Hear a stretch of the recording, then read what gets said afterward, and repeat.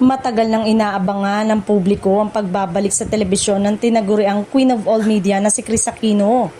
Sa mga nagdaang taon, pansamantalang nawala si Kris sa limelight dahil sa kanyang laban sa iba't ibang autoimmune diseases. Ngunit ngayon, kumakalat ang mga balita na unti-unti nang bumubuti ang kanyang kalagayan at kasabay nito ang posibilidad ng kanyang pagbabalik sa telebisyon.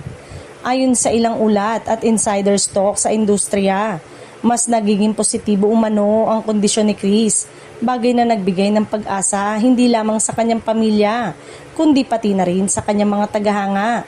Bagamat wala pang opisyal na kumpirmasyon mula mismo sa kampo ni Kris, ang mga pahiwatig na ito ay sapat na upang muling buhayin ng excitement sa kanyang comeback sa showbiz. Isa sa mga usap-usapan ngayon ay kung saang network siya posibleng magbabalik.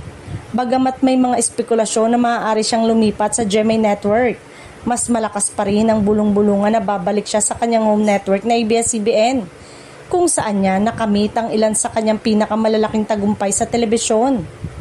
Hindi may kakaila na ang pangalan ni Kris Aquino ay malalim ang ugat sa ABS-CBN. Dito niya pinangunahan ang mga iconic shows tulad ng mga game show at talk show na tumatak sa puso ng mga Pilipino.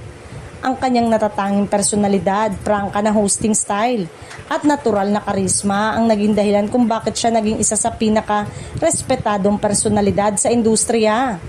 Kung sakaling matuloy ang kanyang pagbabalik, inaasahang magiging isang malaking event ito sa Philippine entertainment industry.